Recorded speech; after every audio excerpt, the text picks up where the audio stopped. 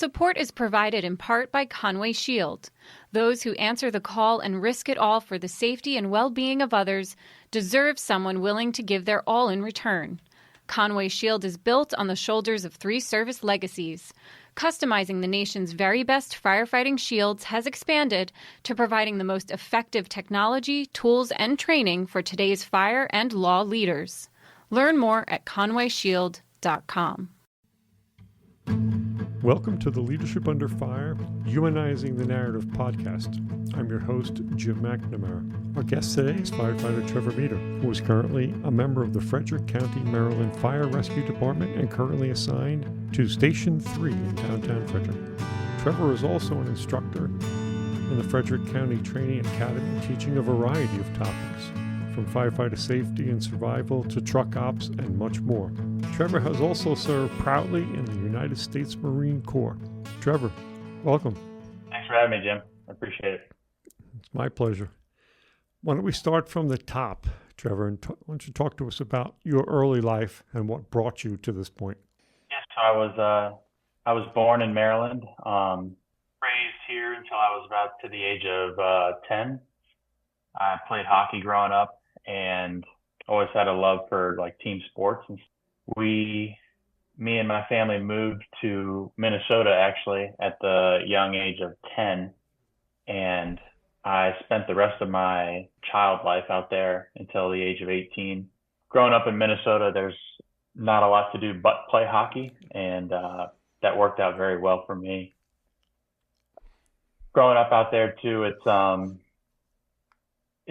almost required that you play, but at the age of 18, you kind of had a decision to make of going into a junior role in between a college and a high school hockey, or just going to college. And I didn't really like that route. Wasn't really drawn to college, and I chose to enlist in the Marine Corps at the age of 17. And my mother and father actually had to sign the paperwork for me.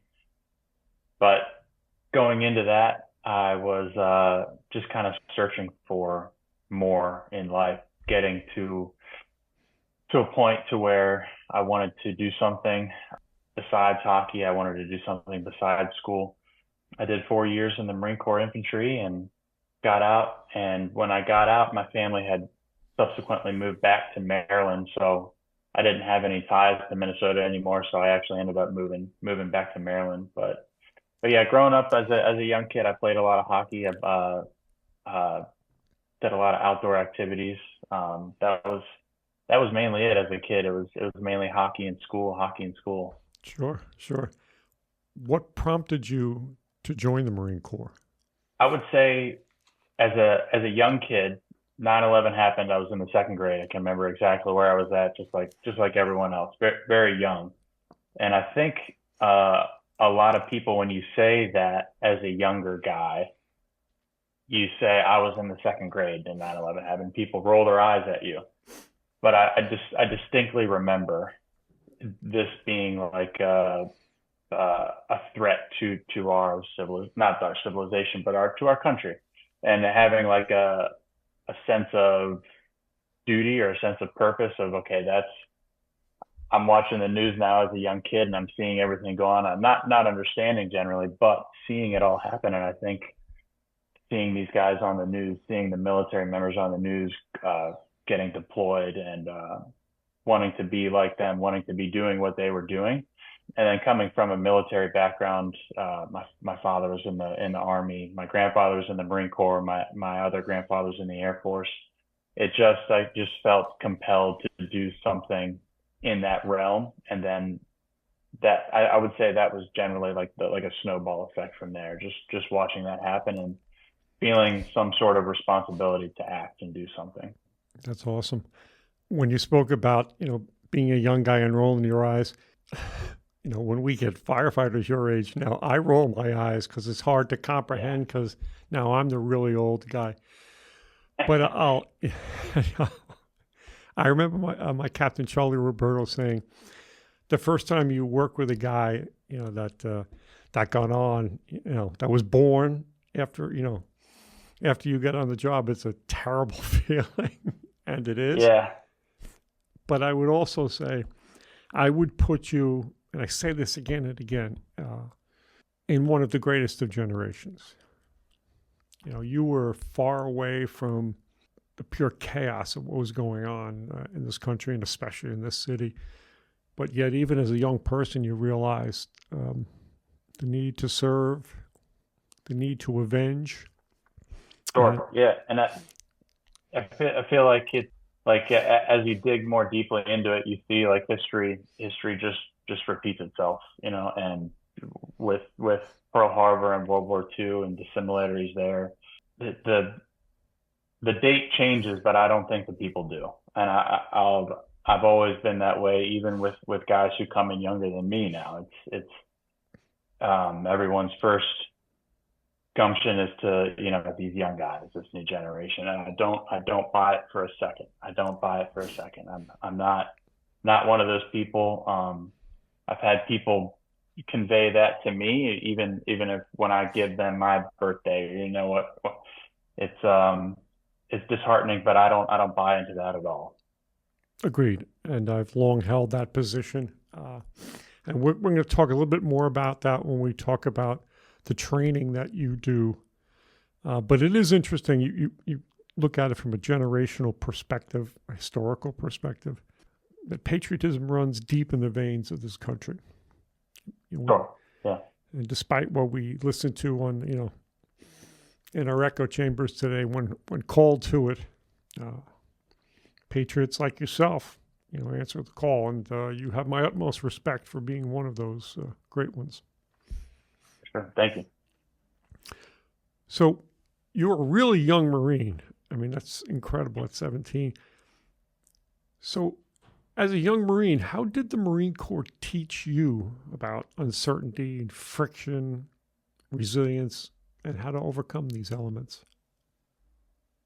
Yeah, I think going into it, I had, you know, you have a general idea of what's going to come, and that's more in the aspect of the training world, to where, you know what, you generally know what boot camp's going to be like. You generally know what the School of Infantry is going to be like, but the unknown really set into me specifically after the School of Infantry is when you get your assignments, and they just go down the line in the alphabetical order. There's no rhyme or reason for it. And being in the M category, there was at least 6 to 7 of us that got not selected, but it's just the way the cards fell. I think we were going to go to 29 Palms with the 7th Marines and the 3rd Battalion, 7th Marines. And that was the only unit that was still actively deploying to Afghanistan at the time. And as an 18-year-old kid at that time, everyone else in the squad bed, just about 90 of us, were sitting there, and everyone's eyes got wide, and they knew that they're all just staring at us 7 standing there like, okay, those guys are going to get deployed. Like, this is the real deal now. The uncertainty definitely set into there, but it was also more of an excitement. And then as you get to your unit, as you get assigned to a squad, and as you get assigned to a team, every section has a leadership role to it. So you get assigned a squad leader, you get assigned a team leader. And these guys, just 2 years older than us, have had combat experience, and they're relaying that to you as you get there. And it's very cool, but it's very eye-opening as well. And as they're telling you these stories, it's not even, you know, you're just a young kid. It's just like, it's just hitting you all so fast. You're taking in the training, you're taking in all the gear. And these guys are telling you these stories about their combat experiences and what they did on patrol. And if this happens, do this. And it's so much to take in all at once. And then little by little, you start to catch on as you get into country, and as you go on these patrols, and as you start doing these things that these guys are talking about.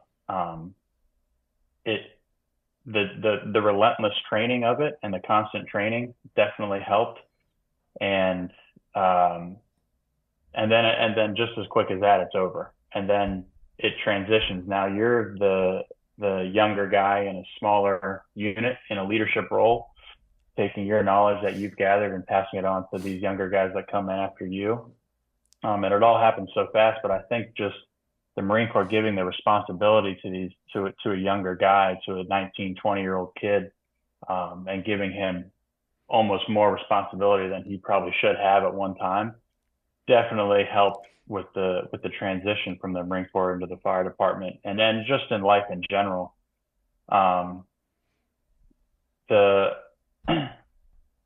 would say, yeah, just the relentless training of the Marine Corps, just beating it into your head over and over again of just drills and training and constantly just living it over and over again. Sure. I love the way the Marines break it down. And I've heard this from Jason. He says that if there are two Marines going out, one is in charge, which is which is fantastic. Yeah.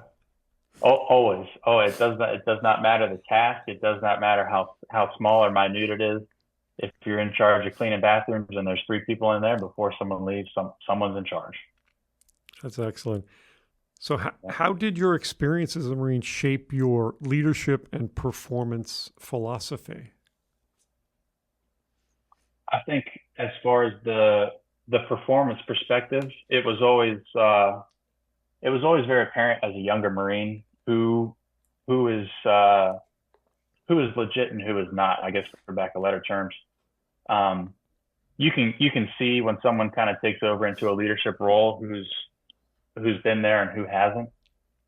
And breaking that down, it's always very apparent when you have a squared away leader who can effectively communicate what needs done. And when I see these guys in front of me, I kind of try to model my behavior after them. And taking those skills and that knowledge and that everything that they've given you and then transferring into the fire department, it was a very easy transition to make, just being able to go from the Marine Corps into the fire department and taking what they've given you and running with it. It's hard to describe, but it's almost, in my eyes, I almost wish, you see guys come into the fire department and they have a certain trade. They're an electrician, they're a carpenter. I never had that. The only school I went to was the School of Infantry, and then I kind of wished I had something like that. And then it kind of clicked a couple of years in. It was like I don't have the carpentry skills, I don't have the electrician skills, but I have some sort of leadership skills. I have some sort of understanding of how people react in a stressful situation, what it looks like to have people go off the back end of the curve and have a leader come and bring them back, and knowing when something bad happens, everyone's going to turn and look right at their leader and say, what do you want now, boss? And having that skill set definitely transferred over into the fire department. And I'm assuming you witnessed this in combat. Which theater did you operate in? So I was deployed into Afghanistan and to Lashkar in the capital of Helmand Province. And just to add into the uncertainty there, and I'm sure Jason would laugh at this, but standard Marine Corps, we did train with the unit all the way leading up to it for about 6 months. And just about 2 weeks before the deployment, they separated our platoon into squads and said, okay, you guys are going to be a part of a security force and advisory team. Just fancy terms for meaning we'll be general security for a higher up transferring into other bases and moving around. We'll be in charge of moving them from one spot to very similar to what Jason did. And we took everyone we knew in that whole platoon, and everyone was separated, and we were all doing a different mission than what we had trained for leading up to it.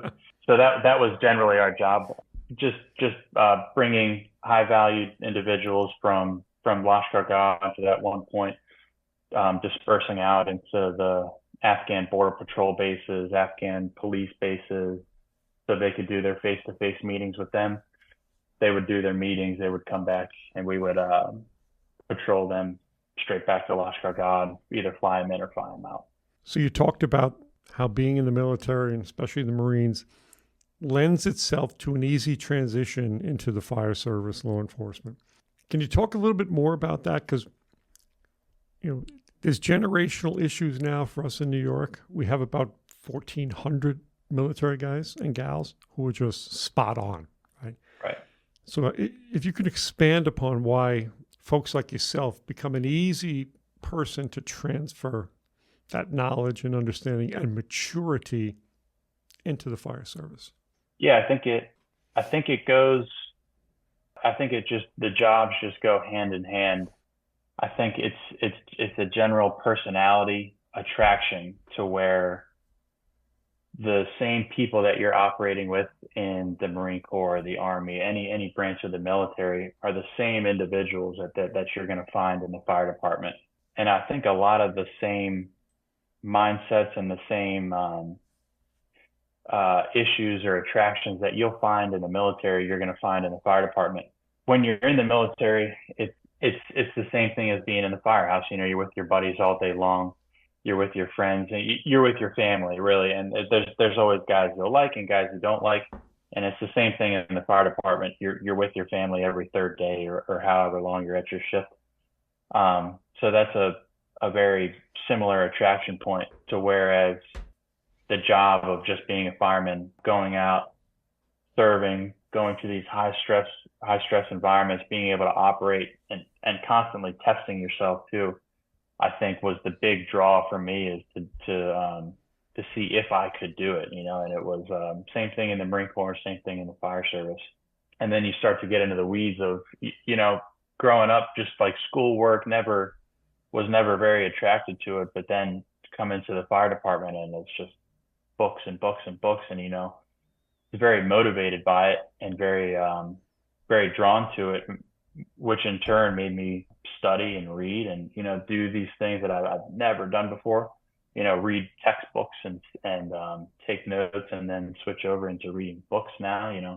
It's just not something I did growing up, but once you get consumed with the fire service, the motivation factor increases substantially, and it's just a direct correlation. Excellent.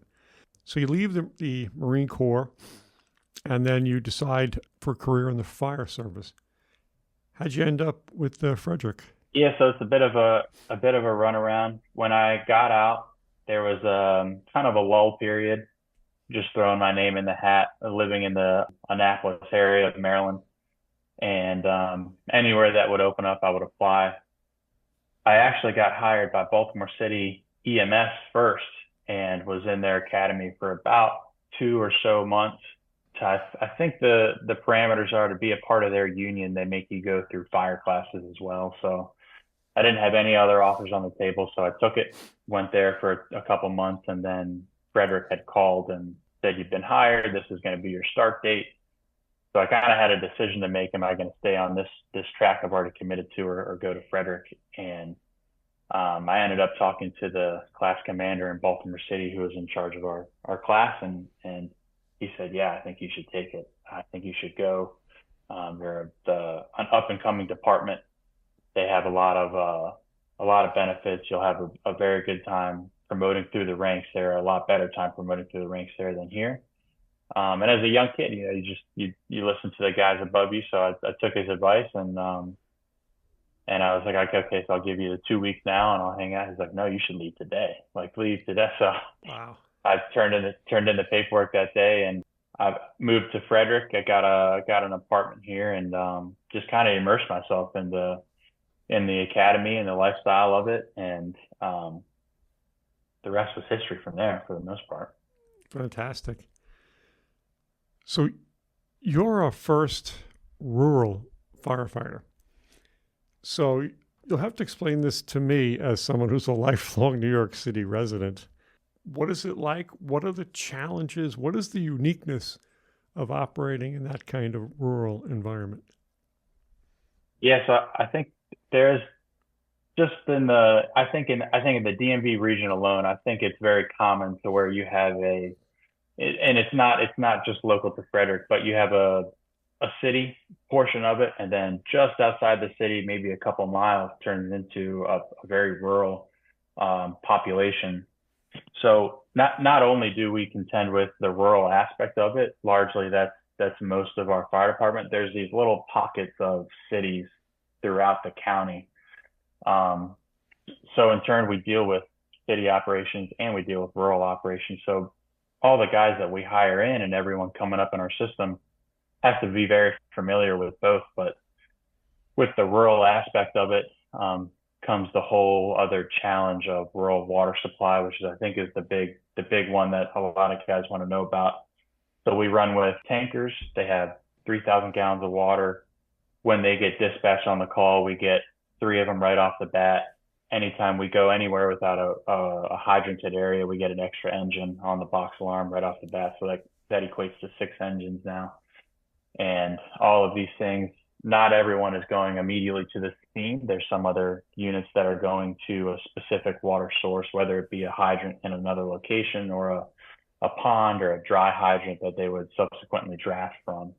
On the scene, they're going to set up dump tanks, just these large folding tanks where the tankers will dump all their water into, and then a designated engine is required to establish a dump site, is what we call it. He'll draft water out of those tanks, siphon water from one tank to the other, and then send water to the scene as well. So it's a very elaborate operation. And for guys and drivers, especially, to be familiar with these sort of things it requires a lot of intricate knowledge. And on the other end, operating in the city, that requires a lot of knowledge as well, just to be a wagon driver there. It's definitely novel, definitely very novel in the sense of the leadership under fire terminology and whatnot.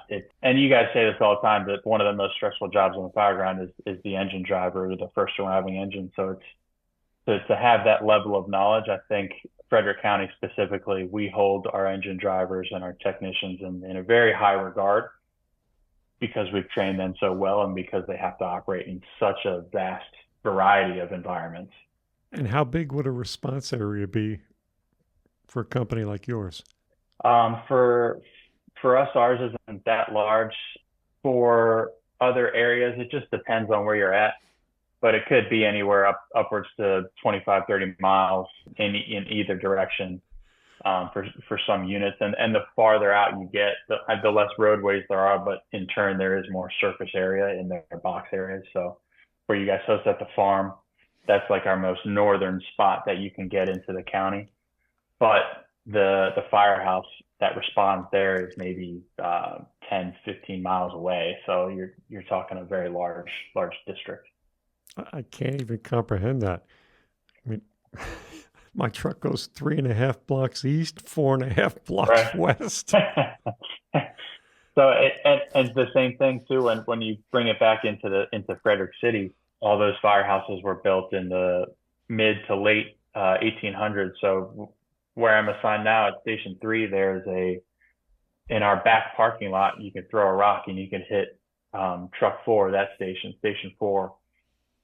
6 blocks up the street is Station 2, 1 mile the other way is Station 1. So we do have that as well. And we have to contend with those tight response areas. And then we have to contend with the rural response areas as well. That's incredibly challenging. I would be lost trying to work in a place. Absolutely lost. Yeah, it's difficult. Yeah, go ahead. I've never even thought about it. Like, how much water do you use to put out a house fire? Yeah. It's we have we'll go into the weeds with that, but we have our policies too, where it's like if you're flowing under 500 gallons a minute, then we're not going to do the dump tanks. We'll do what we use is a clappered Siamese, and we'll just use engines to pump water up to the scene. And then once it exceeds 500 gallons a minute, then we switch over to the dump tanks. But yeah, it's like we could set up for all these things, and then something goes wrong, and then we have to switch and use our dump tanks and use the tankers and whatnot.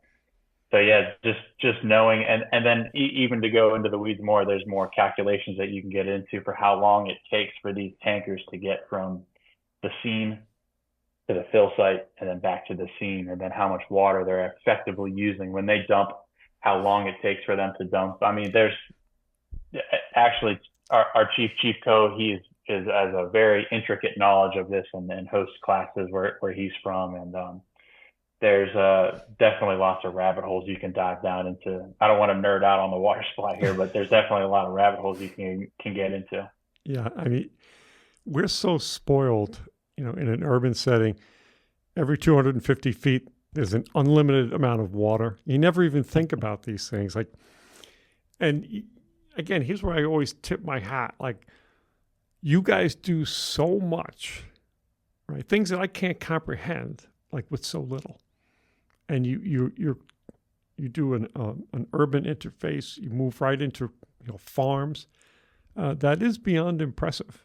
Again, where I'm always learning, and I wouldn't last 2 seconds in your fire department. No, you would. It's when you say it like that, coming back to the correlations between the Marine Corps and specifically Frederick County.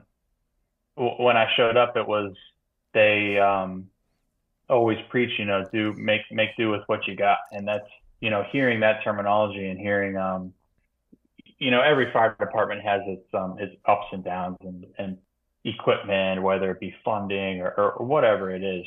We don't have the tax base that other jurisdictions around us have. The other jurisdictions are directly outside of DC, so they have a large tax base. Now that being said, Frederick is one of the fastest growing counties in Maryland. But coming out of the Marine Corps, hearing those guys, the senior guys talk like that, that's exactly the motto in the Marine Corps: is make do with what you got. We're not the most funded wing of the Department of Defense, but we make do with what we got, and we do it well and better than everyone else. And I think that directly correlated to Frederick County. Yeah, great point. And we could all use a little humility from time to time to keep us on center. For sure. Yeah. So transitioning really early in your career, you decided to become deeply immersed in training and development. Can you talk about that process and what drove you to it? Yeah. Starting out in the Marine Corps, I felt like all we did was train.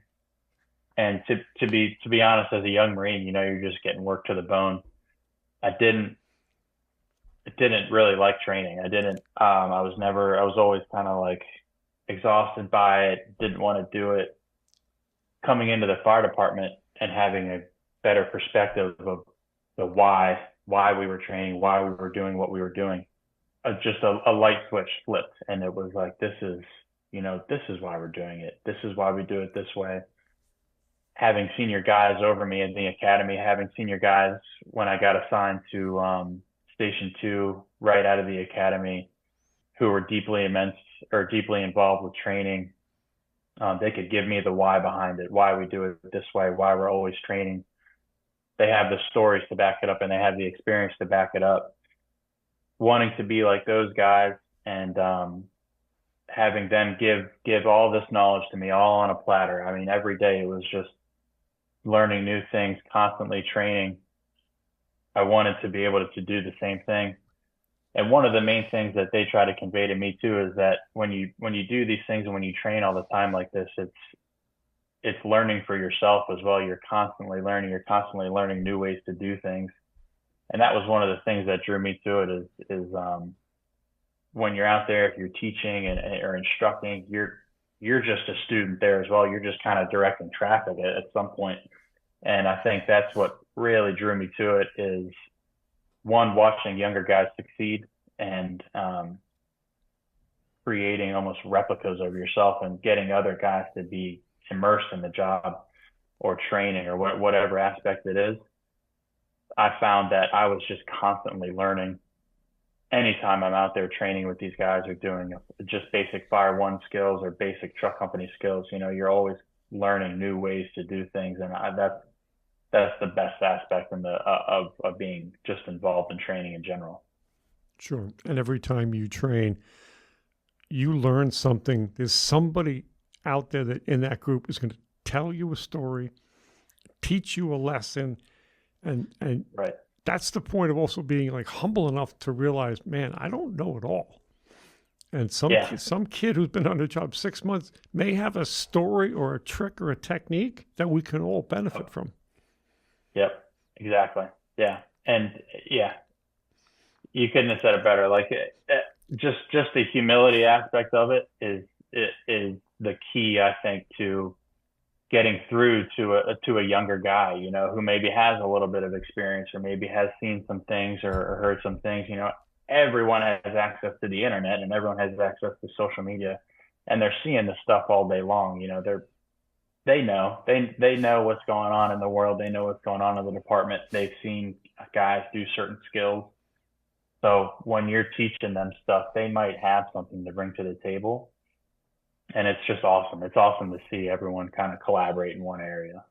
Sure. And to do it first, creating the environment that's conducive to learning and growing. Right. Never saying, well, I'm telling you what to do. No, here's what I learned from so-and-so, and here it goes to you. Yeah. How do you handle dealing with younger firefighters and then older firefighters, sometimes in the same group? Right.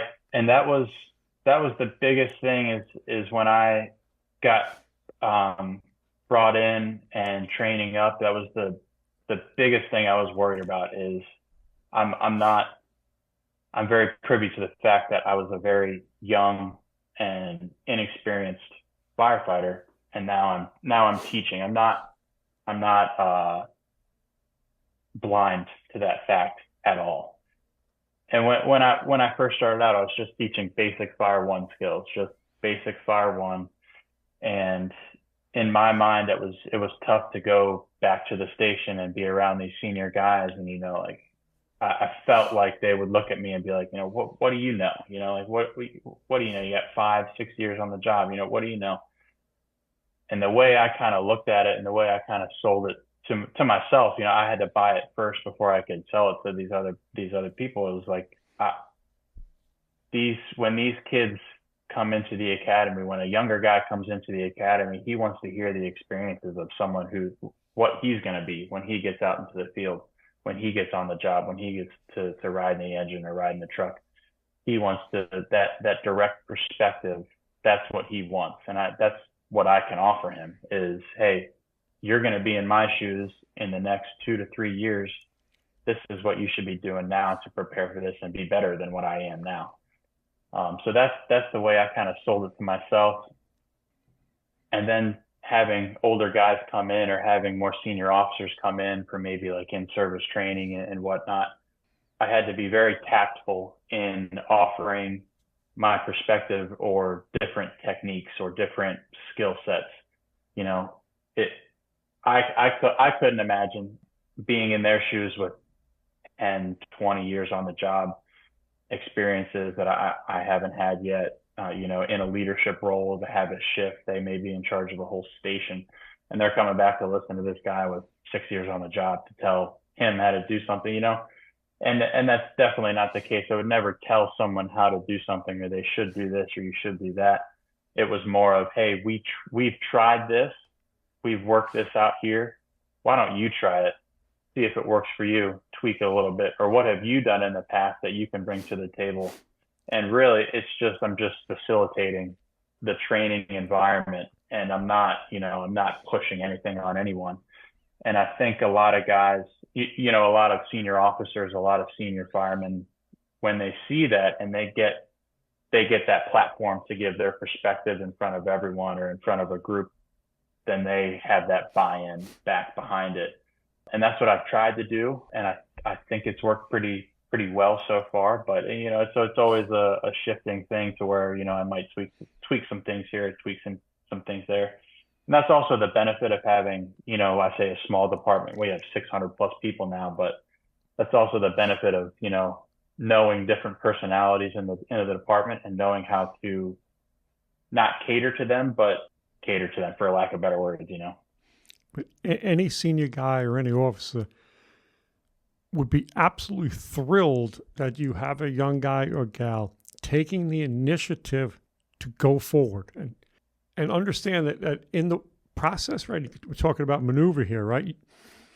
How can you learn to be the next generation of leader in your department if you don't try, if you don't step forward, you know, if you don't put yourself out there?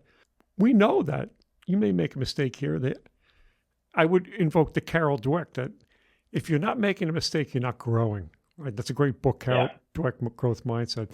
So when I would see some of my young guys taking the ball, I could not have been more happy. I'm more proud of them. Like, that's what's supposed to happen, right? And that's how you become the next generation of leader. One thing I think we do negatively in this profession is we don't create the environment where young guys or gals who've done like the basic work can feel comfortable enough to try this, right? And especially even those who are on promotional lists. You should be practicing standing in front of people and talking, right? That's the Trayer test. You can't grow just sitting watching television, man. You've got to go out and do the work beforehand, the preparatory work, and then put yourself out there. We can be better. We can be much better on that. For sure. Yeah. That's the best way to put it is you have to fail. Yeah. So 100%, no doubt in my mind, you have to try it and you have to fail at it. And then you can grow from there. But that's the real good officers, the real good firemen, when they see younger guys stepping up and taking the roles or taking the reins, and they step back and say, this is great. And in turn, in my eyes, I'm a direct reflection of them. These younger guys coming in, they're a direct reflection of us, of everyone above them. So to see guys step up and do that, and to see even younger guys than me or my role models in the department, look down and be like, okay, yeah, you're doing a good job. I'm doing it for them. I'm doing it because they did it, because they gave me the knowledge, because they trusted me and they gave me the platform. So I want to make them proud. That's the main thing. I'm doing it for them. And hopefully in turn, someone follows after me and it just keeps rolling. Yeah, you're a force multiplier, right? Sure. And in a profession, I might note, that is so lethal and so dangerous, right? You look at like the lethality rates in the profession today, the injuries and deaths of civilians. It's astounding how dangerous fires are today. If you're not training, to say nothing of what your span, scope, and complexity of responsibility are.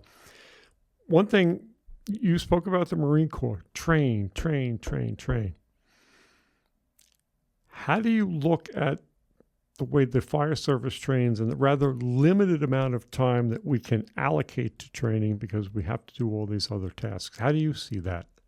The Marine Corps is very special, and I think specifically 29 Palms, where I was assigned when we were not on deployments, is even immensely special. We have 900 square miles of ranges and training grounds. The thing that the Marine Corps does exponentially above and beyond what the standard should be is they make it as real as possible. I can't even I'm sure there's even things that are above my head that they did that are, for example, they build towns, and we would go and live in these towns and patrol just like we would on a normal deployment. Before you even deploy, they make you do this exercise. It's I don't know the name of it now, but back then it was called the Mojave Viper, where you set up a patrol base and you live out of that patrol base and you act as if you are on patrol you're in the mindset that you are on a deployment 24/7, day in and day out. On top of that, they bring in role players who live in these towns who are predominantly either from the Middle East or they speak Darcy or anything. And they occupy these spaces and they act as role players. On top of that, they pump in smells. They pump in what it would smell like in Afghanistan or what it would smell like in Iraq. They have these boxes where they do that. And then they put you in these situations that other Marines have been caught in, and they have video cameras and they'll show you, okay, this is what you look like right here. When this person did this and this person walked by, why didn't you catch that? And it's just eye-opening, just absolutely eye-opening to the human performance aspect of it, to where It's a level that I couldn't even comprehend at the time until I started to think back and really realize, like, man, that was I mean, some of the best training I think in the world. Everything falls back on funding at some point in time. So I know that the fire department is limited to that. I think the toughest part, and I think what I've ran into in the fire department and very recently, is distinguishing between the textbook and the street way.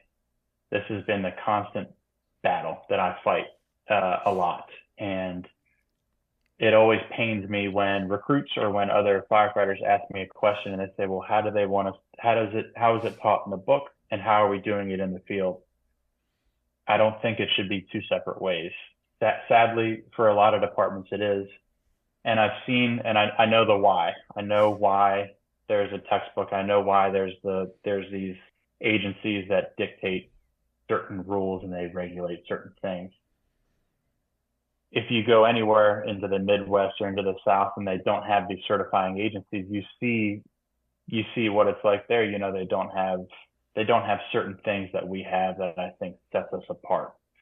But there's just a constant battle. And I think that's where the fire department falls short in training. In the Marine Corps, there's doctrines and there's publications of what to do, MP, and I'm getting it wrong right now, but there's doctrines and publications of not what to do and not how to do it, but general, I would say, suggestions.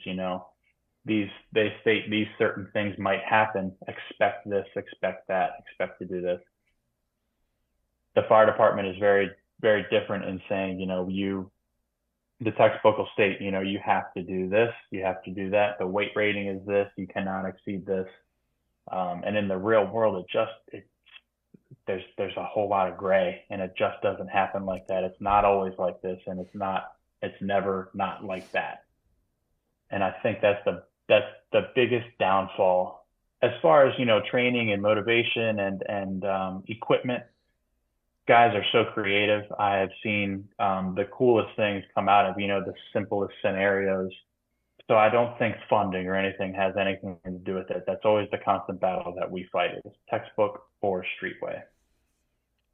Yeah, I agree with you. The old timers used to say, the textbooks were for one Saturday every 4 years. But the way your profession, like it's your profession now, right? Not mine.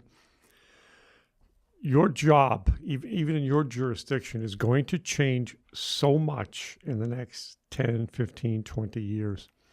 At some point, training and the resources and the time to do those things have to keep up with a changing world. And hopefully, as someone like yourself moves up the ranks and into a position of influence, we hope and pray that that'll be the case. So, right, yeah. Trevor, I'm going to shift gears a little bit now. And I'm going to talk about the day you were a floating firefighter sent to drive Josh Laird. Can you walk us through that day from the time you walk in the firehouse and just give us an understanding of from your perspective, your day? Yeah. So being a detail firefighter, just like any detail or float or fill-in guy, it was a Wednesday. I was a detailer at a truck floor at the time, and we have Kelly days. I'm sure a lot of guys from this region are familiar with it, but you have your certain day that you're off. A lot of the senior guys are tillmen or truck drivers, so they don't have Wednesday Kelly days. So they're all at work. I'm detailed out for the day. To be expected, no big deal. But it was in the middle of summer, so a lot of guys are on vacation or just off. So the normal technician was off, the normal backup driver was off, and then the other, there was a guy in between me who was off as well. So I was it. In our jurisdiction, we have what's called the county engine driver, to where the county buys a standard set of engines, or they own certain apparatus. If you're cleared on one, you're subsequently cleared on the rest of them. So when I got cleared as an engine driver at Station 1 on the west side of Frederick, I was then cleared to drive, 6, 7, 8 other engines that I may have never seen before. Now, just like I was saying earlier, our driver's training program, although at the time there was no standard process, was still very intricate and very detail oriented and very vast in the scenarios that you could run from, rural box alarms to city box alarms to, being a pumper in a relay or something. So I was well prepared. That being said, when I was assigned to 25 that day, that was the first time I had ever been assigned to that firehouse. That's the first time I had ever worked in that firehouse. And that's the first time I had ever drove that engine 251. Now, just like Jason said, chance favors the prepared. So I show up 2 hours early to work. That day, I didn't even have a door code to get into the station, but it's a very small station, and the bay they get, I guess, really hot. So they kept it cracked open overnight. And I actually had to not sneak, but I had crawled underneath the bay just to get into the building early and start my morning checks, go over the engine, brew a pot of coffee for everyone coming in.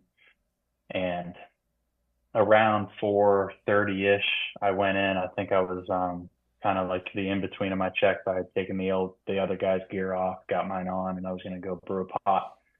I went in and one was already made, and I thought maybe someone had left it from the night before, but it was actually Josh, who was in his office.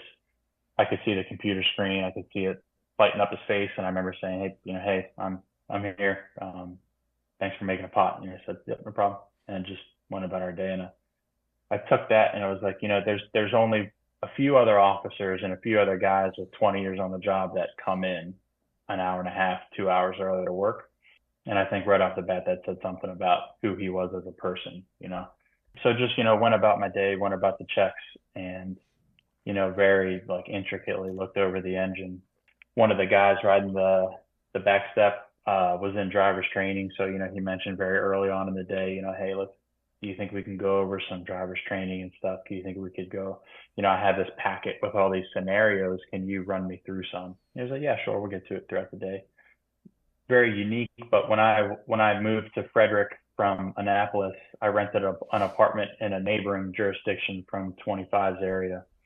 So I knew some of the main drags in the area, but I wasn't intricately familiar with their first two areas. And that's one of the things Josh asked me right away in the morning is how familiar are you with the area? I was like, I worked at the neighboring station in Urbana over the summer as a tillerman for a little bit, being a detail guy. And, I got the main drags down. Just, communicate with me, let me know left, right, where you want me to go, how you want me to run it. We'll make it happen. And he's like, "Yeah, sure. Yep, no problem." I wanted to let him know, "Hey, you might have to do a little bit of extra work today with me because, I'm not the normal guy. And he knows that in general, officers know that when they have a newer guy coming in, especially a younger guy coming in. So I can't imagine, the level of uncertainty, that's sitting with him right now.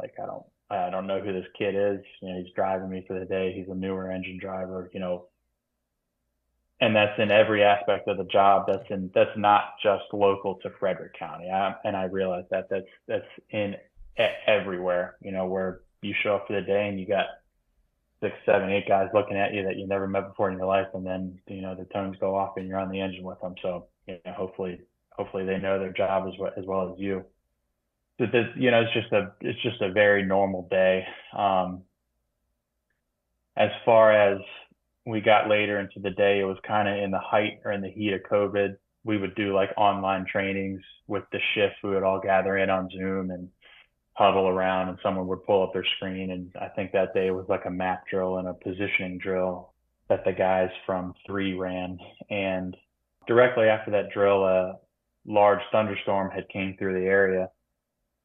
With the rain happening, it was around dinner time. That was about the time that the guy riding the back step was like, "Hey, let's pull out your book. Let's do some pump calculations." So he pulled out his book, and we went through just like any engine driver training goes. You start with 1 line, you start with 2 lines, and then it just progresses into this large scale scene of an aerial master stream and all these different supply lines laid out, which was very strange, I would say, just because like the scenario that we drew up is the scenario that we went to. It's a couple hours later. But as far as the normal station day, it's just a normal day. The probie had his probie test at the academy, so a detail guy was there for him. He came back.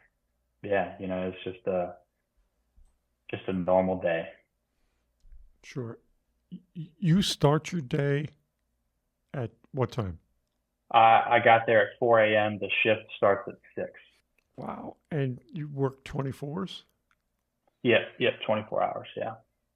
Wow. That's interesting. And like for us in New York, we primarily go night into day. I guess, yeah. So if you're getting, and if guys are traveling a good distance, they're probably getting up even earlier to get on the way. Sure, yeah. Okay. So we'll come back to this in a little bit. We'll go back to the day. And now the run comes in. Regular run. Right. We're heading on our way. Yeah. And it's, so like I said, when the thunderstorm rolls through, this particular part of Frederick County is very notorious for getting hit with large thunderstorms. I think just due to the topography of where it's located and how the elevation is in Frederick County. It's on the southern end. So it's very normal for them to get hit with big thunderstorms. So we start hearing calls go out in the area for, wires down, stuck elevators. The neighboring station in Urbana, Station 23, their wagon got hit out for a stuck elevator. I believe the truck took it in. The engine took in a wires down call. So a commercial fire alarm had actually came out in their area. On the way to the call, there was one stoplight at a 4-way intersection, a pretty large intersection in Frederick on Route 80 was out. So all the lights were out on that street. So there was just kind of a large traffic jam at that time of day. Everyone's coming home from work. We take in the call, meet up with Urbana's truck, see the guys, it's nothing, a malfunctioning smoke detector, and we're on our way back to the station. We come back to this light, and it's still a pretty large traffic jam, so we're waiting at the light. As we're sitting there, we're met like the number 3 car in line, and the MDT that the officers have, it made the pre-alert noise, so that it only makes that noise for 2 calls of cardiac arrest and a fire. So right when I heard that noise, I looked at Josh, and he said box. So right then and there, I knew we were on it. I knew it was we were either first due or it was someone somewhere in the area, just because of the thunderstorm that had rolled through. And he said, "Yep, we're on it. Ball Road." Okay. Rewind back to when I moved to Frederick. When I lived in Urbana, to get to the academy, I had to take 2 roads. I know a lot of people aren't familiar with it, but Ball Road was one of the roads that I would take to the academy. It was a short shot that I would jump over on Ball Road, cut back over, and head straight into the academy. So that was probably like one of like 4 or 5 streets that I knew intricately. So when he said it, I said, "Okay, yep, got it. I'll get you there." So we hit the left, and due to the humidity in the air, I kind of started looking for a column in the air to see if we could see anything. I could see not a large column, but more of a large plume of smoke, good black smoke. So I either knew it was off, or it was going to be too late when we got there, and it might be a defensive operation. So I said, "Hey, Cap, look, it's a working fire." So we're kind of sitting on a higher elevation as we come down the street. Ball Road's going to be right on the left, so we hit the left, and we kind of come down into like a wadi, I would call it, with lots of foliage above you. So we kind of went blind. but we're on Ball Road, and I knew the address would be coming up. So, let me know if it's going to be, let me know when we're coming up on it. In a rural area, a lot of people have like a common driveway and then offshoots off of it. So this was a common driveway, and it was the first offshoot off of it. So as we're heading down the driveway, we could see the house sitting up on the hill, well off, not well off, but the trailer side definitely on fire. We still didn't even know if we were in the correct driveway, just because there was, it wasn't well marked. The house kind of sat off to the left, but the driveway was taking us in a different direction. Thankfully it was, and we dip down and we start to lay out, and I hear him start to give his on-scene report. From just a little bit of experience now, being in the engine already, going to a call, being right on top of it, I couldn't imagine how difficult that was for him to navigate. Me as a new engine driver, I realize I'm a variable in this situation, in his world, to have the trust in me to know, like, hey, where Ball Road is? Yeah. And then him just kind of, leave it from there. And then to go, from 1 minute here to 1 minute there, just to have your whole, not world flipped upside down, but, it's like it's game on now, you're in the wagon, you're already ready to go. So I start to listen to him give his on-scene report, and he's super calm, super cool, calm, and collected. And I didn't generally know him either, so I'm kind of trying to feel him out. So I hear him give that on-scene report, it's like, okay, this guy's pretty good, it's like a well on-scene report, very cool, calm, collected. In turn, that just, it steadied me. It was just like, cool, okay, this is, this guy's got it, we're good to go. We'll pull up here, pull the parking brake, and we'll get after it. Also, kind of selfish, but excited that we were the first new engine and not one of the engines that had to deal with the rural water aspect of it. As the first new engine, all you have to do is lay your supply line out and get to the top, and everything comes off your engine, but you don't have to deal with the rural water aspect of it. In the rural area like that, you arrive on scene, you have not a significant amount of time, but you have a lull in the operation to where you're there, but the rest of the units are still staggering in as they come in. They're not on top of each other like they would be in the city environment. So he got out of the engine as we pulled the parking brake. The backstep guy got out. Nothing was said. No one stalled in the doorway, so to speak. We didn't have a game plan, but everyone knew what everyone was supposed to do. It was just, like a sheet of music. Nothing had to be said. We knew where we were going to be. I knew the E3 was competent. He was going to pull the line. I knew he was going to get it to where it needed to go. Come around the engine, I see him down the way, dropping down to mask up, and it was like, cool. Just pull the line and charge his line, and I see Josh take off to do his 360. It's a pretty large house. As I see him go through that back fence, that's the last time I saw him. That house was so large that when you were on the alpha side or the front side of the building, you're in a different world compared to the guys on the back side of the building. You can't see them, you can't hear them. It's just a completely separate world. So I start connecting supply lines. After that, the ladder truck is still coming from a little bit of a distance away, so we throw some ground ladders.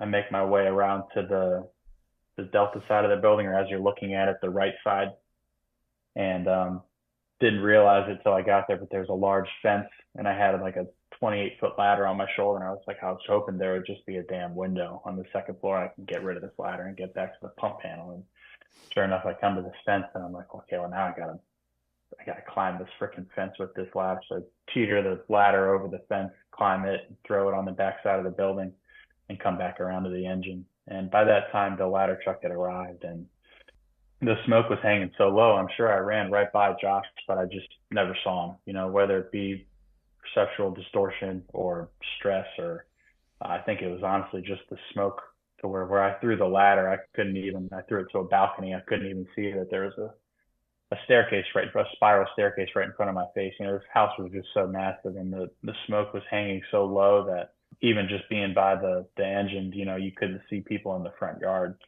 As I came back around, I remember there was a chief officer in the back, and he had a 2.5-inch line off my engine, and he said, go get your water supply, go get everything established. All right, I'm on my way back. I got it. I'll get it handled. So that was kind of like the very, very beginning of the operation there. Like you said, like it's a stressful environment for the first due engine driver. A lot of the unknown, but I hope that I was a reflection of, our driver's training process. I hope I was a good reflection of the guys who trained me how to drive and how to operate on the fire ground in general. That was one of the things that I was nervous about after the whole incident, is how people perceive me, which is a very selfish view. But in talking to other people who have been in these environments and these situations, that's, I think, one of the presenters at Leadership Under Fire, that, as you said, if everyone up, the guy who bailed out of the window, if everyone up there is looking at me like, what's this guy doing who just bailed out of a window, I'm never going to show my face again. That was one of the things that sat with me a long time, is I didn't want to be a failure to the rest of the department. And that's so that's something that sat with me for a long time. But I know I'm getting jumbled up here. Going back to the fires, the water supply, it's a massive operation that requires a unique oversight and multiple levels of coordination to fall into play all at once, and it's all happening like a symphony. We ran out of water for a very short period of time. We had enough water to send up the driveway to fill the large diameter hose, but not enough to make it to the actual pump. So when the second due engine got there, he sent water, but he didn't have enough to send it to the actual intake to actually reach the outlet of the pump.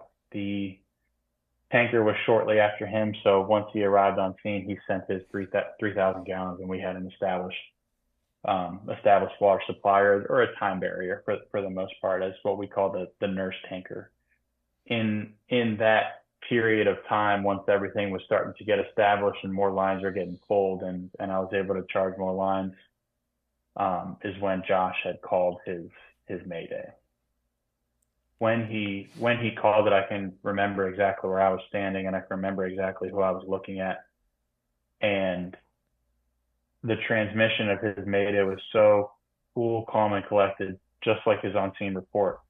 It almost sounded, and I've never listened to it since, but it sounded like a training mayday, like something we would teach the recruits. Like, this is how you do it. Hand them a radio in class, and they're sitting at a desk in a 75-degree room with a sunny day, and they call it over the radio. And I just remember almost thinking that it was almost fake, that it was just so calm. And in turn, it correlated to everything that happened after that on the fire ground. It directly correlated to the rescue operation. It directly correlated to the rest of the water supply operation. And I think it directly correlated to how command controlled the operation. Where if he didn't do that, I think it would have been a different story, as far as not the outcome, but the process. The process would have been a different story. Because when you look at the process, or you look at the series of events that happened after that, they're so, it's not a good word to compliment it due to the situation or due to the outcome of the event. But the guys who were involved in the rescue operation, the guys who were deployed directly into the first floor, who tried to make it into the hole, the guys who went into the basement door, what they did was outstanding. I don't know a better word to come up with that. I'm sure there is, but I think that directly correlates to where Josh's mindset was at when he called his mayday. It definitely leveled me out to where, okay, I know something bad is happening now. I know as the engine driver, I can't necessarily get involved in an operation because I have this whole other world going on over here, which was difficult to contend with, to where I had to, make a decision. I can help out only so much. I'm a couple 100 feet away from this horrible thing happening, but if I don't take care of this, over here. I'm gonna, this is going to shortchange that, and vice versa. I can't rob Peter to pay Paul. I have to stay with this unit and keep this going. Otherwise, that is going to, I'll hinder that operation if I think I'm going to, no gear, go over here and do something crazy. And I think that reflects the rest of the department to the discipline aspect of how we operate, and how we bring people up in the department. So yeah, I can't say enough to how he handled the Mayday situation, to how he reacted, because I think that elevated people to be in that flow state of, they're at the top end of the curve, but they're not in the black. I don't think anyone made it to the black, in that circumstance, in that window of time, to where the Mayday was called and Josh was pulled out. And, it's a very, very small window, but I think everyone, due to him and how he called it, I think everyone performed well above and beyond their duties. Testament, like you say, to the training and the quality of the people that you have in Frederick. How did it feel like the scene is wrapped up, Josh is removed with honor? What did it feel like in the hours after that? Yeah, directly afterwards, the command had sent a separate engine company to relieve me and to relieve the crew. Sitting at the engine, just like after any fire, everyone comes out, guys exchange bottles, exchange stories, talk, drink water. Do you see this, see that? I think that was the most eye-opening part, as I was looking around other crews, and no one was high-five, and no one was doing any of that. There's none of that, but everyone was with their crew. It's tough. It was just a lonely position to be in. It felt very lonely. The most lonely I've ever felt in my life was at that scene. There was no crew to come back. We're only operating as a crew of three. The backstep guy he was exhausted. He was out. So it was just me by the engine, and any engine driver is just a lonely position on the fire ground. You're always operating independently by yourself. And then just to add that aspect in of it, watching the other crews come out and everyone was sitting with each other, that was like the eye-opening point to me, like that, you're going home with an empty seat, and it really, really sat in there. Now, it wasn't widely known that he had passed on the scene. People had seen him get flown out, so everyone had kind of generally thought. There was word had got around very fast, and it came back, before we left, that he didn't make it. So leaving the scene, I knew I had the information had already came back to me, but it wasn't widely spread. So the hardest part, like I said earlier, was thinking that I had let everyone down. And I remember walking. I didn't want to leave the engine. I didn't want to leave the engine. In my mind, I wanted to go home, clean the engine up, pack it back up, and just go about it like it was not a normal fire, but I needed the closure. I needed something to be done with it. So leaving the engine just set as it was extremely difficult. I remember a couple of senior guys came over and asked me, are you all right? What do you got? People were checking in, that, hey, are you okay? And just being like, yeah, just so immersed in the situation, so immersed in the water movement, finally it just kind of came down to a level of like, you start thinking about it and the adrenaline wears off and it starts to set in that what had happened, and I think that was like the most difficult part, was thinking that you let other people down.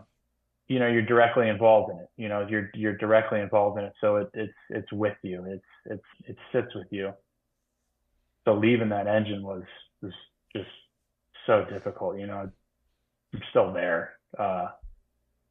walking down, you had to get onto a bus, like a transit bus with the rest of the first alarm units. And I remember it was just already loaded up, and they kept saying, like, if you're on the first alarm, you have to get onto this bus. I'm thinking, like, what is it? Like, I don't want to get on this bus. I don't want to face everyone.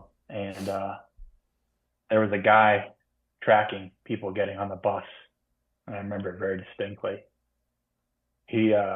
I walked up to him, and he could tell, like, something wasn't right. Sorry. And he looked at me, and it was he just knew from a distance. He knew. He turned me around, spun me around. And he had been in situations, not situations like this, but he had been through stuff. He knew. He could see it in my eyes. Just turn around, talk to me, brought me back down. That's going to be all right. Get on the bus. Go back to the academy. You're going to be okay. Give me a hug. And I'll never forget that. But getting on that bus, I just kept my head down. It was like just facing everyone, thinking that you let everyone down was the absolute worst part. That was tough. But in the following days, going back to work, probably not the right thing to do, but it was something I felt I had to do. As I went to work the next day, I worked the night tour the next day, and I worked the day after that. I remember being with my wife the day after, and just trying to go about not a normal day, but just trying to do stuff, keep moving.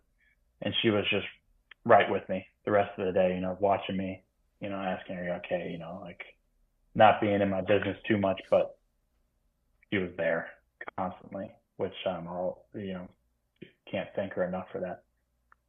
Going in for the night tour, she asked me before I left, is this something you want to do? Is this, why do you have to go in? Why, like, just everyone else is off, just stay off, just stay home. Then just like you guys had said before, it's like, I know if I don't do this now, it's going to be so much more difficult a week from now, a month from now. I might not, what if I don't want to do it again? What if I don't want to drive again? And I didn't want that to happen. So I had to go back and I had to drive. So I went back and I was assigned to 23, the next shift, the station directly down the street from 25. And I was driving the truck. And I'm glad I did it. I could definitely tell, the energy in the room changed. Like I walk in and like, what's this guy doing at work? Why is this guy here? What are you doing? And I was like, I need to be around you guys right now. It needed to be back at the table, maybe back in a unit, that was the saving grace for sure. Yeah, the power of a kitchen table, the power of connection. It's what got us through, the aftermath of that September morning. It is the greatest gift that we have. Right, yeah. You spoke about a few things as you were telling this story, saying like, you don't want to fail. When you're in the moment, part of what makes us so great are the things that really prevent us from being the best version of ourselves. All we can do is, we don't control outcomes. All we control is our process. Right? And it sounds like you and everyone that showed up that day were right on. They gave them the very best chance to survive. And these terrible tragedies. So you think about the aftermath now of this terrible tragedy, and you look at the report that was written for Josh. What were your thoughts on the report that was written for Josh? Yeah, I think in the following days and the following months, we knew that there was going to be an investigation. We knew that there was going to be a lot of questions, and just like how you guys present it, to where we knew that there was going to be a document about Frederick County listing everything that's wrong with Frederick County. And I think at first I was very worried about it, and my stance definitely changed when I realized that you guys were going to be getting involved and listing these human factors. I remember you discussing a specific incident at the farm I believe it was a gas explosion, a large building collapse, and you had such tunnel vision that you ended up hitting the truck. I remember you talking about that, and I remember similar things happening on that fire ground to myself, and knowing that, okay, these guys have this different perspective, this different point of view that they're going to bring to the table that is going to be, well above and beyond the simple recommendations of effective communication and situational awareness. You can't do much with that. You could copy and paste that section out of every single report and just put it, and just keep that whole section saved and just change the date and time. That's any fire ground anywhere. The human performance perspective is undeniably, I would say, one of the best sections in the report as far as what we can take and what we can learn from. And to expand on that, like, I think most guys, even in Frederick, they didn't realize until we started doing subsequent trainings after that, to where we would preach it to these guys, like, hey, this is the first time that any department in the country has ever listed this in our report. Like, this is something that everyone should be reading. And this is just the key to the doorway here. Like, this whole other world exists. These things were happening to us on that fire ground, conveying those messages to people who weren't there, or people who have gone through the same things and, maybe didn't know what was happening. This is what to look out for. This is what potentially is going to happen to you when you get into these stressful situations. So to be able to communicate that and have you guys back that up in this report was I don't really even have words to describe, and then knowing the players who are behind it, yourself and Jason and the rest of the Leadership Under Fire team. It was it felt to me like I had a tribe that was behind this, writing this, assisting in this report. I had my role models helping me out in this situation, in this time. And I know a lot of other people in Frederick have the same viewpoint as that. You guys were the ground breakers, right? Who had the foresight to realize that, the human factors portion should be included into the report that gives the best understanding of what happened. It's also a tribute to Josh that from his sacrifice going forward, an entire new avenue of understanding will open up. Your actions, those of Frederick, have opened the door even to the FDNY. It was because of your report that the biggest fire department in the country said, you know what, we should include this as well. And that's, that's something to hang your hat on. And, the pride. It's also something I'll say for as long as I have breath. The change agents in the American Fire Service moving forward are going to be the small fire departments, the small to mid fire departments. They're the jet skis.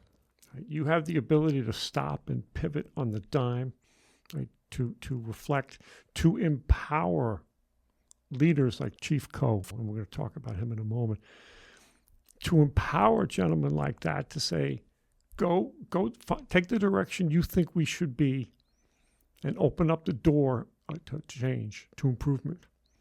I'm going to transition to talking about Chief Coe. Can you explain to us, to those who don't know him, his gift for understanding, for leadership, for forward-looking thought? Could you talk about Tom? Yes. So he was not the original fire chief when I was hired. He was the one directly after that. It was so cool to be in a position and in a department where the head guy knew your name and came and could just have a conversation with you. Being in the Marine Corps and even mid-level leaders in the Marine Corps, they don't know who you are. They have no idea who you are. And to see that, it was such a good feeling to have someone like that to just have a normal conversation with, and to just know your name. And I think that's what a lot of guys want. They just want to be seen, and they want to know that someone cares about them. I think that's the definition of Chief Co, is that he genuinely cares about every single one of us. There's no doubt in my mind, and I don't think there's any other doubt in anyone else's mind, that he genuinely cares about Frederick County Fire and Rescue as a whole. To be in that situation and to be faced with that circumstance, and what we're talking about, this line of duty death, this wasn't the only tragedy that happened that year that he has dealt with, that the department has dealt with. So I can't give him enough props for that.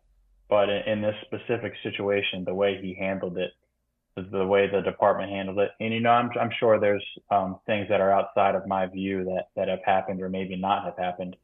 But as far as my view and my perspective goes, I can't say enough good things about the way that he and the department heads handled the situation. I remember one of our HR representatives was coming to the station to get some lunch with us, just to stop by, and she had her phone up and running and on a call, and she said, "Yeah, this is a call with like 10 or 15 other individuals in the area." Then they're coordinating everything happening in the days following, as far as funeral arrangements and everything. She says it's been a constant call for over 24 hours at a time. That it's just a constant phone call in constant communication with all these different representatives. And I couldn't imagine the level of stress dealing with all those things going right and going wrong. Organizing all of these things all at once and keeping the department all together all at once like that. It's just a fine art that I look up to immensely. Another aspect of it is once this report is published and once these recommendations come down, he has to make the decision to make all of these changes. And that's no small feat. That's a complete rewrite of a whole organization, and it's very, very eye-opening, and you have to, it's enlightening for other people to come in and look at your department and tell you, not only are you doing these things wrong operationally, but you're doing these things wrong culturally. You need to change X, Y, and Z. This is what we recommend you to do. And then to take it and say, yeah, you guys are right. Let's change it, and to keep track of it, and and then not only change it, but then give the rest of the department a platform and the funding to say, okay, these are the changes we're making. We're going to train on them, then we're going to implement them, and then this is how we're going to operate from now on. I think departments, when they run into these situations, just from the outside looking in, they have two avenues that they can go down. They can go down the safety rabbit hole of, we shouldn't have been in there. This is a situation that shouldn't have happened because of these safety factors, and I know Jason's big on the safety aspect of it, with his perspective on that. And I don't think we took that rabbit hole. I don't think we went down that path. I think we went down a more aggressive path of operational readiness. We went down a path of, training enhances overhaul performance on the fire ground, building a better culture behind younger firefighters, giving these guys, these younger leaders, these lieutenants, these younger technicians, these guys, giving them the reins to make the department better. I think that's the avenue that we took, and I couldn't be more happier that we took that route, and happy is the wrong word to use in this situation, but we took this and made it a good thing. And, that in my mind speaks volumes to Chief Go. Fantastic. And you mentioned, those talking about safety. it's easy to write a report when you know what the ending is. Right. And I know Jason, he hits this all the time. You know, when you pulled up, you didn't know if there were people in there, right? You did not know, and yet you followed what you were taught. You followed what you knew was right. And writing it, knowing the outcome. You know, Jason does it. He'll do a piece where he gives you a scenario and says, "Okay, you know, how is this fire going to end?" And you don't know. Right? So how do you write? Right. How do you write reports to say when you know the end point? It's crazy. So I'm going to shift gears again, and Trevor, we're going to talk about your experience on the farm. How was that? Yeah. I have to give thanks to Chief Stolberg in our department, is also a Marine.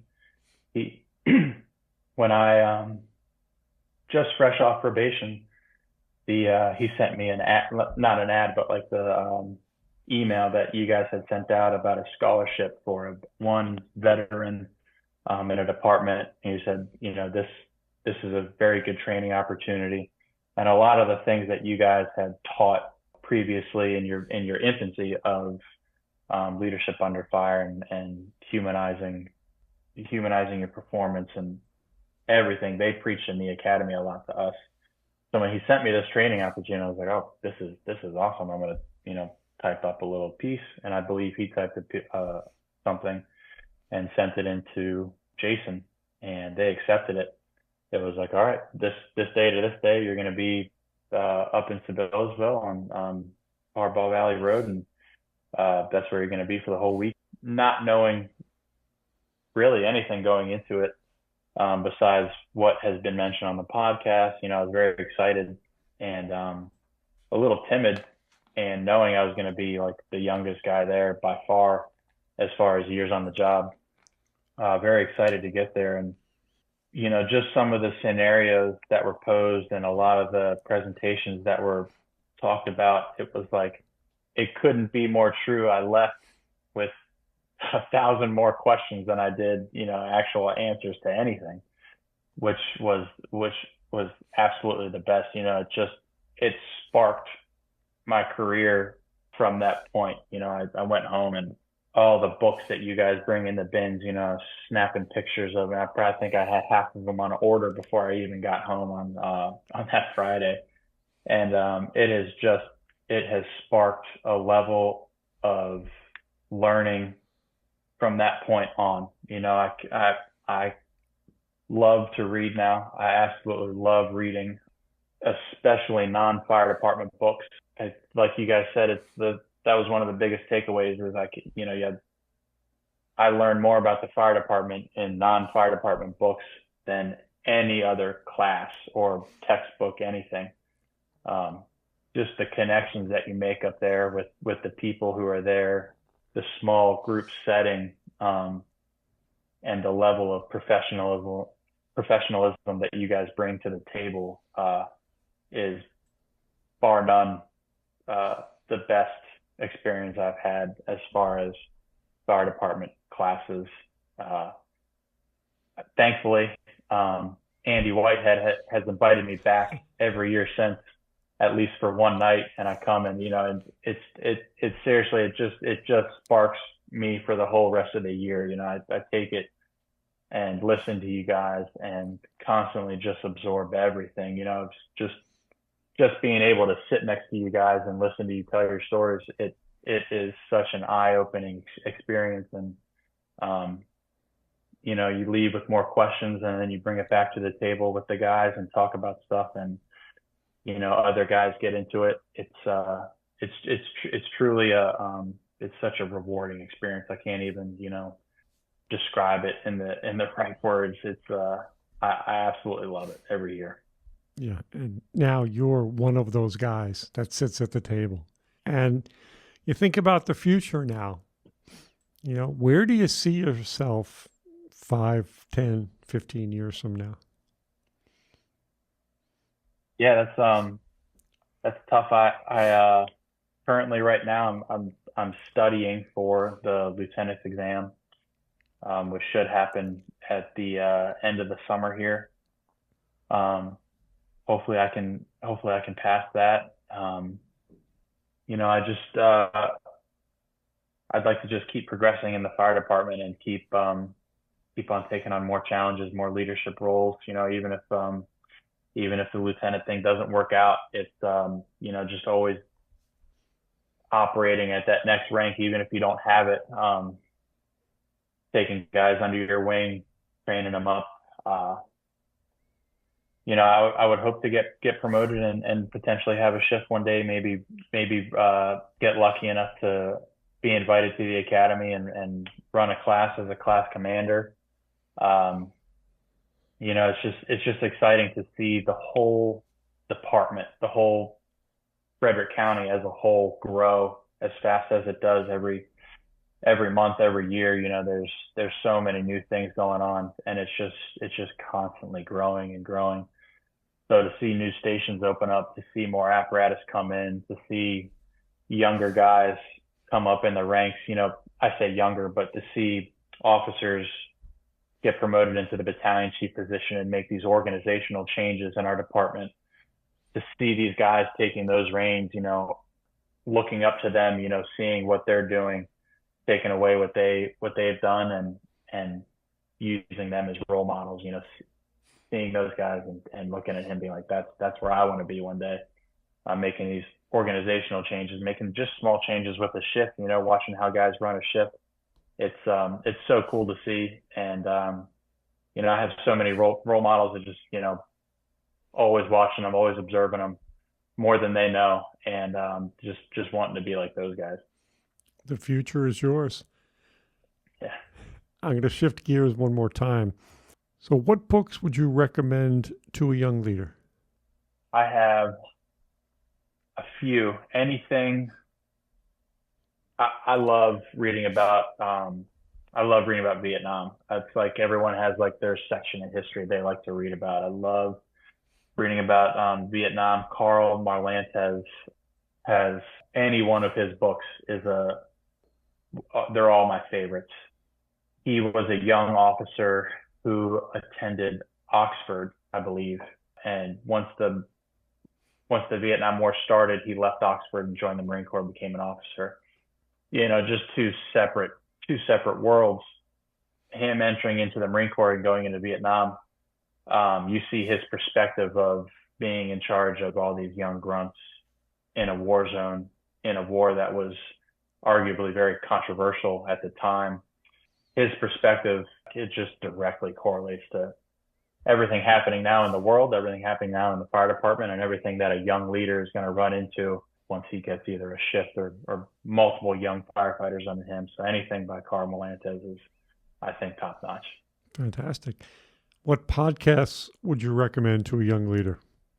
I definitely always Leadership Under Fire. Number one. No, somebody else. And yeah, there's a few. I definitely get sucked into some of the sports podcasts.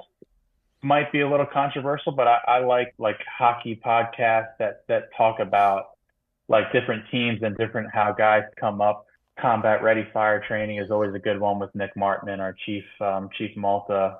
The hockey podcast is called Spittin' Chicklets, but it sounds more like a joke. But when they talk to a lot of the hockey players, they talk to them about a lot of the challenges that they face as professional athletes. And I know Jason in Leadership Under Fire likes to compare a lot of things to baseball and how it directly correlates to the fire department. Just subtract the word baseball and enter in fire department. Same thing with the hockey world. When these guys interview these young athletes, they ask them, how are you navigating working and playing with, this 35-year-old veteran who's been doing this, exactly like the fire department. How do you come in as a 21-year-old kid and get along with this, older guy who has all this experience fitting in the locker room versus, same thing with fitting into the fire station. A lot of their perspectives really directly correlate to the fire service. On top of that, you're dealing with a coach, subtract that word coach for lieutenant, subtract that word coach for captain, and it's a direct correlation. And these guys are operating under stressful environments, performing in front of thousands, millions of fans at a time. It's the same thing in the fire department. As soon as you arrive on scene, everyone's watching you, everyone's looking at you, observing you. The rest of the department is watching you if you're on a working incident. So it's a lot of their stuff directly correlates into the fire department, I think. Yeah, I agree with you. Hockey players are 100% like firefighters. They are so tough. Almost every team has a dentist back in the locker room. Years ago, I've been a hockey fan my entire life. Years ago, Clint Malawchuk, goaltender for the Buffalo Sabres, somebody skated over his jugular. If the referee doesn't apply pressure, they made him sit out 3 or 4 games. Yeah, yep. It's and they're humble guys. They're tough guys. And just they're a fantastic representation of what sports could be. Yeah, 100%.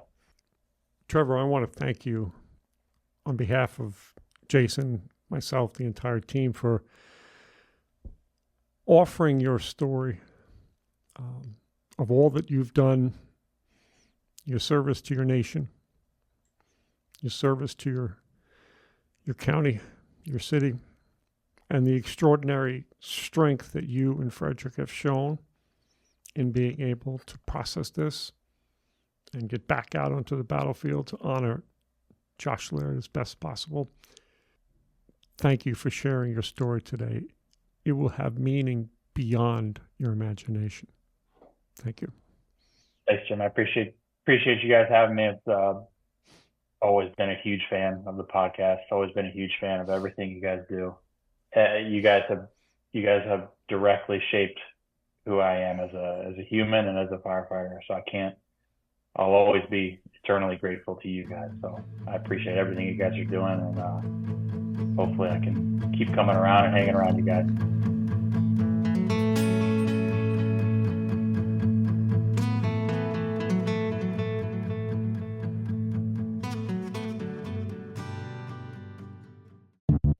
The Leadership Under Fire podcast provides a platform that helps to prepare performance leaders to navigate the moral, mental, emotional, intellectual, and physical rigors in high-risk and ultra-competitive settings by developing strength of mind, body, character, and critical thought.